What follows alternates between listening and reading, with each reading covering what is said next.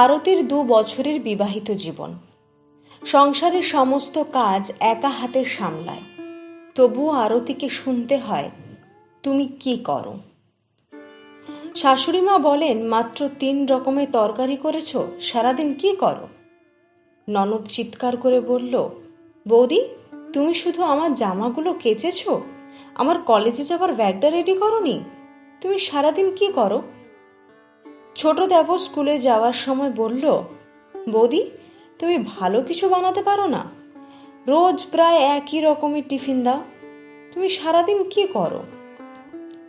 Iron করা coat, pant, shirt, ঘড়ি, mobile সব কিছু বিছানায় রেডি করা আছে, তবুও স্বামী চিৎকার করে বলল, আমার রুমালটা কই?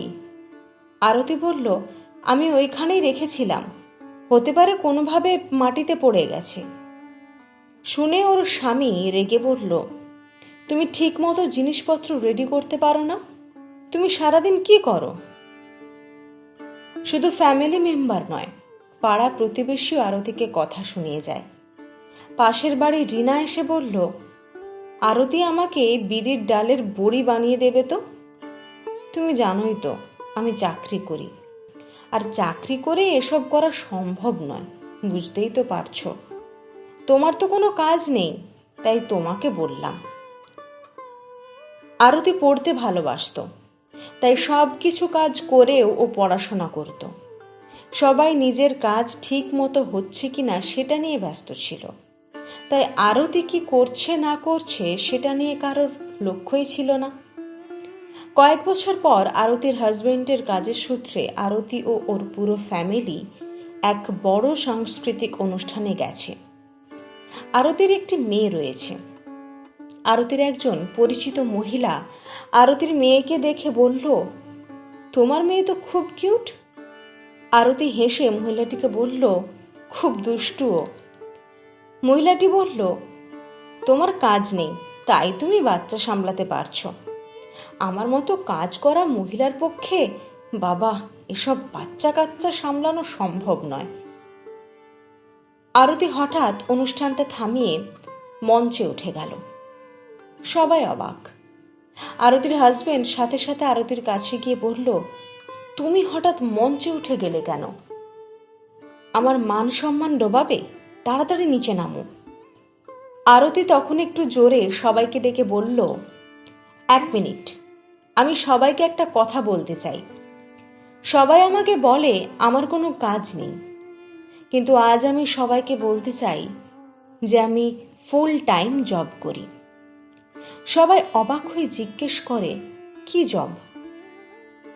আরতি বলে, হাউস ওয়াইফের জব, যেখানে কোনো স্যালারি নেই, কোনো ছুটি নেই, কোনো রেস্ট নেই, কোনো প্রমোশন নেই, যেখানে পাওয়ার কিছুই নেই, যেখানে শুধুই তোমাকে দিতে হবে। একদিন যদি কোনো হাউসওয়াইফ কাজ বন্ধ করে দেয়, তাহলে কেউ খাবার খেতে পাবে না, কেউ অফিস যেতে পারবে না, কেউ স্কুল কলেজে যেতে পারবে না, অসুস্থ হলে সেবা শুশ্রূষা করার লোক থাকবে না, কাপড় কাচার লোক থাকবে না, ঘর পরিষ্কারের লোক থাকবে না, ঘরকে গুছিয়ে রাখার লোক থাকবে না।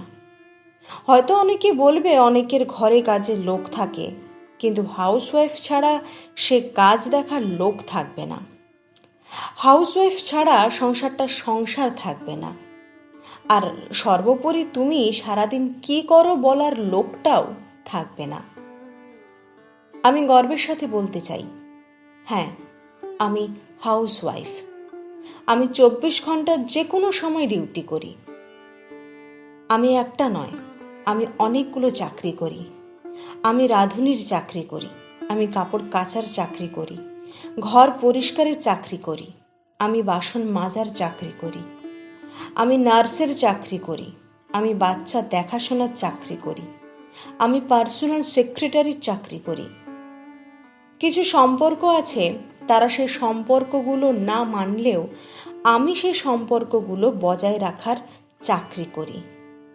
আমি স্ত্রীর চাকরি করি, আমি প্রেমিকার চাকরি করি, আমি একটা সংসারকে বেঁধে রাখার চাকরি করি। আমি এসব চাকরিগুলো একসাথে করি।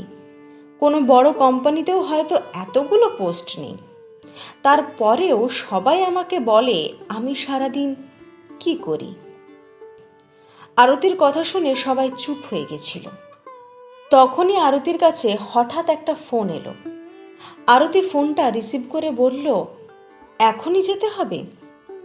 ঠিক আছে, গাড়ি পাঠিয়ে দাও, আমি এখনই যাচ্ছি। কিছুক্ষণ পর এক ব্যক্তি আরতির কাছে এসে বলল, ম্যাম, গাড়ি রেডি হয়ে আছে, চলুন। সবাই আশ্চর্যের সাথে দেখল। আরতির হাজব্যান্ড জিজ্ঞেস করল, আপনি ওনাকে ম্যাম বলছেন কেন? ব্যক্তিটি বললেন, উনি নতুন জয়েন করেছেন ডিস্ট্রিক্ট ম্যাজিস্ট্রেটের অফিসে। কথাটা শুনে সবাই চমকে উঠল। আরতির হাজব্যান্ড বলল, আরতি, এই বিষয়ে কখনো ওকে কিছু জানায়নি কেন? আর আরতি তো হাউসওয়াইফ ছিল, তাহলে এটা কি করে সম্ভব?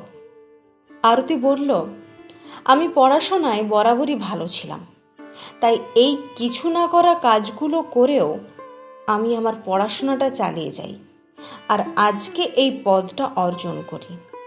ভেবেছিলাম বলবো, কিন্তু বলিনি, কারণ চাকরি করি বলে আমাকে কেউ ভালোবাসুক, সম্মান করুক, সেটা আমি চাইনি।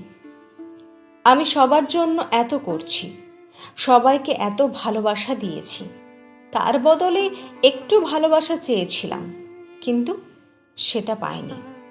আমি হাউসওয়াইফ হয়ে ভালোবাসা চেয়েছিলাম, চাকরি করি বলে নয়। চাকরিটা আমার স্বপ্ন ছিল, তাই সেটা অর্জন করেছি, আর আজকেই প্রথম কাজে যাচ্ছি, তাই কেউ এখনো জানতে পারেনি। তবে আমি গর্বের সাথে বলতে চাই যে আমি হাউসওয়াইফ, কারণ আমার মনে হয় ডিস্ট্রিক্ট ম্যাজিস্ট্রেটের কাজের থেকেও হাউসওয়াইফের কাজটা আমার অনেক বেশি কঠিন বলে মনে হয়।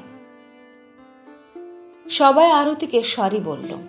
আরতি বলল, আপনারা একজন চাকরিরত ব্যক্তিকে সরি বলছেন, না একজন হাউসওয়াইফকে সরি বলছেন?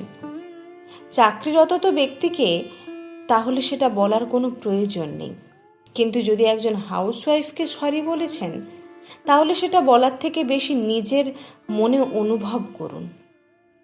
আমার মনে হয় একটা সংসার সুন্দর করে চালানো একটা কোম্পানি চালানোর থেকেও অনেক বেশি কঠিন, কারণ কোম্পানিতে সবাই নিজের স্বার্থ অনুসারে কাজ করে, কিন্তু সংসারে একজন হাউসওয়াইফকে সবার স্বার্থ অনুসারে চলতে হয়।